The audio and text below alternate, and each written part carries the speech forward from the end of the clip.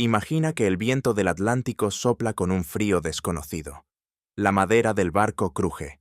En la cubierta, una joven inglesa aprieta entre las manos un pequeño libro. Tiene 20 años. Se llama Anne Bradstreet y está a punto de llegar a un continente que nadie de su mundo comprende del todo. Es 1630. El barco Arbella navega hacia la costa de Massachusetts con un grupo de colonos puritanos. No viajan buscando fortuna, ni fama, ni libertad. Viajan, sobre todo, por miedo. Miedo a la corrupción moral de Europa. Miedo a no ser dignos del cielo. Miedo al juicio de Dios. Los puritanos soñaban con crear en América una ciudad sobre la colina, un modelo de pureza y obediencia. Y sin embargo, lo que encuentran al desembarcar es un mundo hostil, salvaje, lleno de incertidumbre. Un lugar donde la fe se prueba a cada instante. En ese paisaje nacen las primeras letras de la literatura norteamericana. Sermones, diarios, crónicas. Todo gira en torno a la salvación. No hay espacio para el arte. No hay espacio para la duda. No hay espacio, sobre todo, para una mujer que escriba poesía. Y sin embargo, Anne Bradstreet lo hace. Su padre, Thomas Dudley, era gobernador de la colonia. Su marido, Simon Bradstreet, también ocuparía cargos importantes. Pero ella, en medio de esa sociedad jerárquica, encuentra un refugio, el papel. Cuando los demás duermen, escribe. Cuando la comunidad calla, ella piensa. Y cuando el miedo dicta obediencia, ella se atreve a mirar adentro. Sus primeros poemas siguen el tono de los hombres de su tiempo. Elegías, alabanzas, meditación religiosa. Pero poco a poco, la voz de Anne cambia. Empieza a escribir no desde el púlpito, sino desde la casa. No desde la teología, sino desde la emoción. Habla del amor a su esposo, del nacimiento de sus hijos, del paso del tiempo y de la fragilidad del cuerpo. Los expertos, como Wendy Martin o Adrienne Rich, dirán siglos después que Anne Bradstreet fue la primera poeta genuinamente norteamericana, porque su poesía refleja el conflicto esencial de la nueva tierra, la tensión entre la fe y la experiencia humana, entre lo divino y lo cotidiano. Su historia, sin embargo, no comienza con gloria literaria, comienza con silencio. Bradstreet escribe en secreto, a la luz temblorosa de una vela, en un cuaderno que guarda bajo la ropa, como quien esconde un pecado o una reliquia. Su cuñado, Nathaniel Ward, encuentra esos versos, los lleva a Londres sin avisarle y en 1650 los publica bajo el título The 10th Muse Lately Sprung Up in America, la 10ª musa que ha brotado recientemente en América. Imaginen la escena, una colonia perdida, apenas unas aldeas entre el bosque y la nieve, y de pronto, en una imprenta inglesa, aparece un libro firmado por una mujer que vive en ese confín del mundo. Fue un escándalo y un milagro. La prensa londinense hablaba de la musa del Nuevo Mundo, y mientras tanto, en Massachusetts, Anne Bradstreet seguía barriendo su casa, criando a sus hijos y rezando para que Dios perdonara su vanidad. Porque sí, para ella, escribir era un acto peligroso, no solo por ser mujer, sino porque la poesía podía ser una tentación. Y sin embargo, seguía escribiendo, tal vez porque sabía, aunque no pudiera decirlo, que Dios también habita en la palabra. Segundo, fe, cuerpo y palabra. El corazón puritano. Para entender a Anne Bradstreet, hay que entender el peso del Dios puritano. Era un Dios omnipresente, severo, imprevisible. El Dios que podía arrebatarte la casa, la salud, el hijo, para probar tu fe. El Dios del Antiguo Testamento más que del Nuevo. El Dios que observa, pero no siempre consuela. Los puritanos creían que el arte, si no servía a la salvación, era sospechoso. La belleza era peligrosa porque podía distraer del deber. La emoción porque podía desafiar a la razón. Y el amor porque podía hacer olvidar el más allá. En ese clima espiritual, Anne Bradstreet se mueve con cuidado. Su poesía tiene el tono del rezo, pero detrás late otra cosa, una conciencia que empieza a preguntarse si lo humano también puede ser sagrado. En sus primeros textos, como Contemplations o Meditations Divine and Moral, Bradstreet reflexiona sobre la creación, la fugacidad del tiempo, el alma que busca entender un mundo que envejece con cada estación. Escuchemos un fragmento traducido de Contemplations, escrito hacia 1660, donde observa la naturaleza y siente por primera vez no solo devoción, sino un estremecimiento poético. Amo ver al sol que alza su faz dorada o contemplar el bosque que se estremece con vida. Mas si todo esto es tan bello y resplandece, ¿cuánto más hermoso será su creador? Aquí todavía domina la ortodoxia. El pensamiento asciende de lo natural a lo divino. Pero fíjate, la mirada parte de la tierra, no del cielo. Ese gesto, mirar primero el mundo antes que la fe, es el primer paso de la literatura americana hacia la experiencia moderna. Los críticos suelen decir que Bradstreet fue la primera en unir la espiritualidad con lo doméstico. Ella no contempla el universo desde un púlpito, sino desde la ventana de su casa.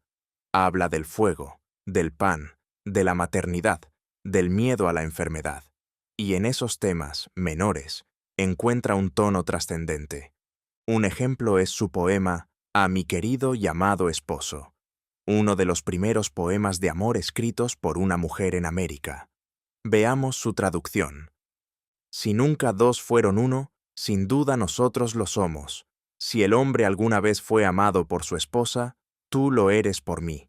Si mujer alguna fue feliz en su esposo, compárame con las mejores, que no cambiaría mi amor por todo el oro del este.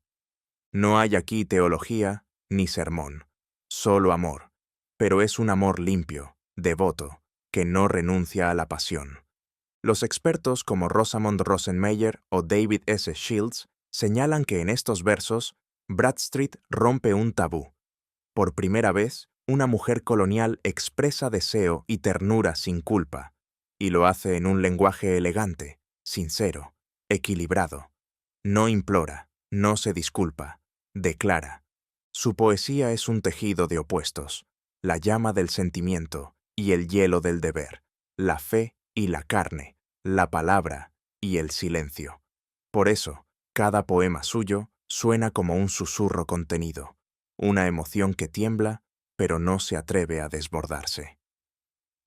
Anne Bradstreet vive en un mundo de fronteras, entre dos continentes, entre dos lenguas, entre dos visiones del alma, y esa sensación de desarraigo espiritual, de estar siempre entre, será también la semilla de toda la literatura americana posterior, una literatura hecha de búsquedas, de contradicciones, de voces que dudan. Tercera, La noche del fuego, perderlo todo y escribirlo todo.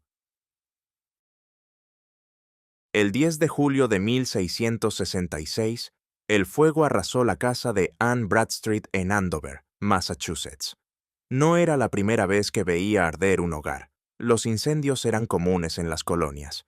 Pero esa noche no fue un hecho material, fue una revelación. La escena, según los testimonios, fue rápida y brutal. Las llamas avanzaban por el techo de madera, el humo llenaba las estancias, los hijos gritaban.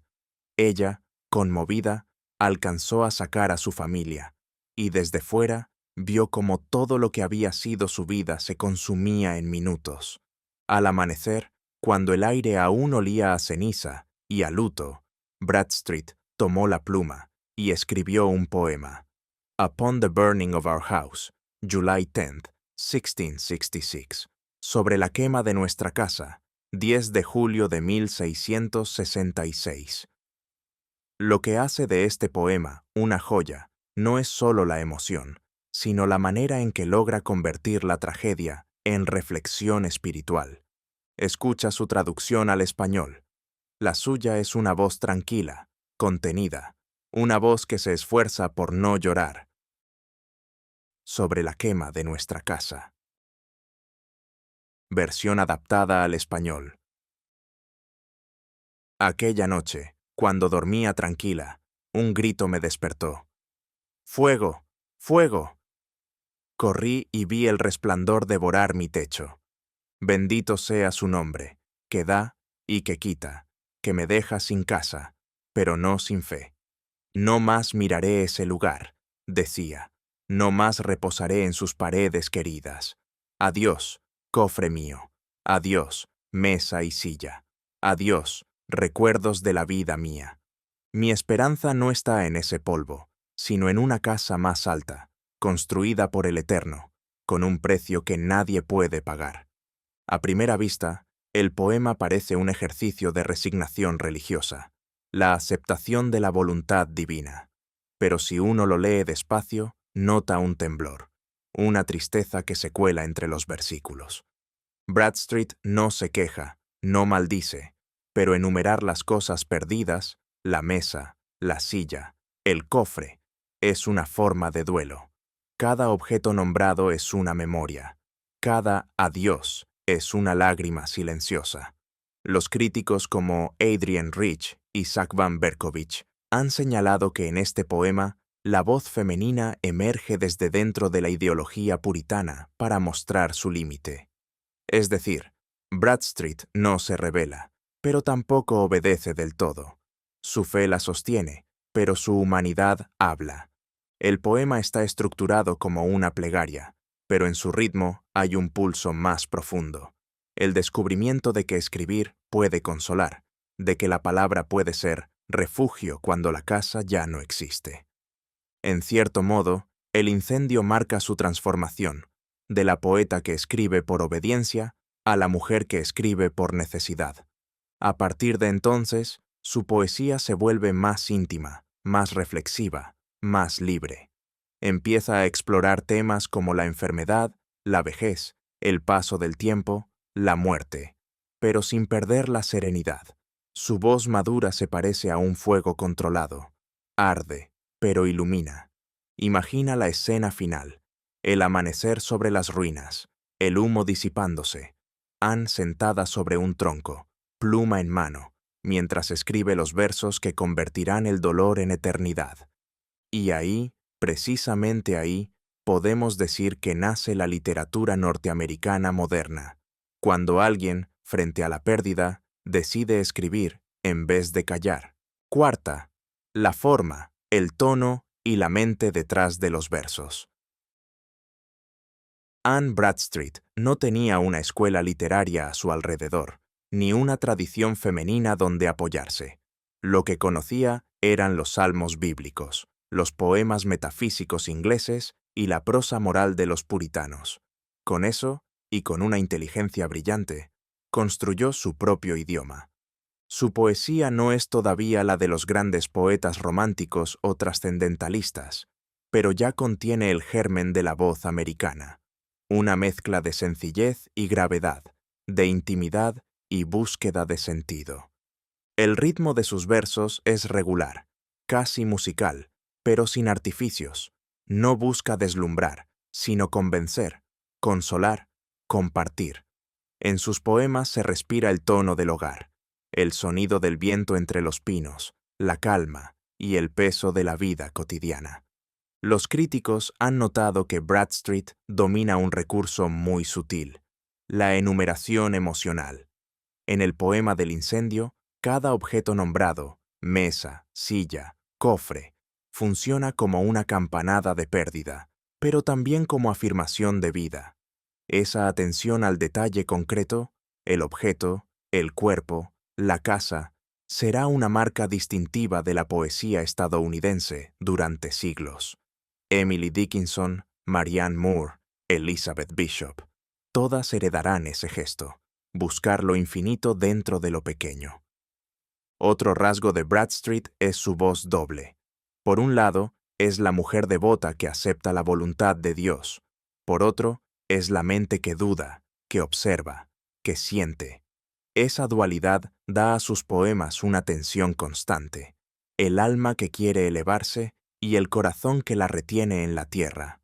Los estudiosos, como John Berryman poeta y académico del siglo XX, han dicho que Bradstreet fue una moralista con emociones volcánicas. Y tenía razón. Bajo su serenidad hay una corriente profunda de deseo, tristeza y lucidez. Fíjate cómo describe el paso del tiempo en Contemplations, traducción libre. El sol se alza, dorando el bosque y los campos, la sombra se acorta, el día envejece, y en cada hoja que cae, la memoria del Edén se hace más lejana. Es pura música. No hay doctrina, no hay dogma, solo la conciencia de que la belleza se desvanece y el alma lo lamenta. Y sin embargo, incluso en la melancolía, hay gratitud. Esa mezcla, dolor y aceptación, es el sello de Bradstreet. En cuanto al lenguaje, Anne usa el inglés de su tiempo, heredero del Renacimiento y la Biblia del rey Jacobo. Una lengua rica, sonora, llena de cadencias que invitan a la oración y al pensamiento. Pero su tono no es eclesiástico, sino humano. No escribe para la gloria de Dios únicamente, sino también para entender su propio corazón. Y eso la convierte en la primera escritora norteamericana que da a la palabra un sentido introspectivo. Su poesía ya no habla en nombre de todos, sino desde un yo, ese yo que duda, ama, envejece, reza, recuerda. Ese yo que será el centro de toda la gran literatura estadounidense posterior, desde Emerson hasta Whitman, desde Dickinson hasta Sylvia Plath. Bradstreet es, pues, la Eva de la poesía americana, no la que comete un pecado, sino la que muerde la manzana del conocimiento interior, la que, al escribir, descubre que la voz humana también puede ser un acto sagrado. El eco de una voz, legado y redescubrimiento. Cuando Anne Bradstreet murió en 1672, sus poemas seguían circulando entre familiares y amigos. No sabía, ni podía imaginar, que 3 siglos después, su nombre estaría en todas las antologías de la literatura norteamericana. En su época, fue vista como una rareza. Una mujer virtuosa que escribe versos, decían, como si la virtud y la escritura fueran 2 extremos difíciles de conciliar. Durante mucho tiempo, su obra fue leída solo por historiadores religiosos. Se la consideraba una curiosidad colonial, no una autora con valor literario propio. Pero el siglo XX cambió esa mirada. Con el auge de los estudios feministas y la revisión del canon, críticas como Adrienne Rich, Wendy Martin, Rosamond Rosenmeyer o Janine Hensley la rescataron del olvido. Descubrieron en ella algo que el siglo XVII no podía ver, una conciencia moderna atrapada en un cuerpo puritano. Rich escribió una frase luminosa sobre ella. Anne Bradstreet es la madre de la poesía norteamericana, no porque haya dado a luz un linaje de escritoras, sino porque enseñó a la palabra a sobrevivir entre los muros del deber. Y eso es exactamente lo que hizo. Sobrevivir. Su voz no desafió abiertamente a su tiempo, pero lo amplió. Mostró que la fe no está reñida con la emoción, ni la obediencia con la inteligencia, ni la mujer con la palabra. Su poesía ha influido, directa o indirectamente, en generaciones de autoras, desde Emily Dickinson, que heredó su introspección, hasta Sylvia Plath, que compartió su lucidez doméstica y su conflicto entre el amor y la culpa. Incluso los poetas modernos, hombres y mujeres, reconocen en Bradstreet algo esencial, esa mezcla de fragilidad y fortaleza que convierte lo cotidiano en universal. En las universidades de Estados Unidos, su nombre ya no aparece solo como la primera poeta de las colonias, sino como la primera voz interior del país. Y si uno lee sus versos hoy, no siente distancia, siente compañía, porque la emoción que expresa, la pérdida, el amor, la fe, la duda, sigue siendo la nuestra. Así termina este primer episodio de Voces de América, la serie que nos llevará a recorrer la historia literaria de los Estados Unidos a través de quienes le dieron palabra a una tierra recién nacida. Anne Bradstreet nos deja una lección silenciosa, pero poderosa, que incluso en los tiempos más duros, la voz humana encuentra su camino entre las llamas. En el próximo episodio viajaremos casi 2 siglos adelante, a las calles húmedas y los corredores oscuros de Baltimore, donde un hombre con ojos de insomnio transformará el miedo en arte. Edgar Allan Poe, el corazón oscuro de América. Hasta entonces, gracias por escuchar y recuerda, toda historia, incluso la de una nación, comienza con una voz que se atreve a decir yo.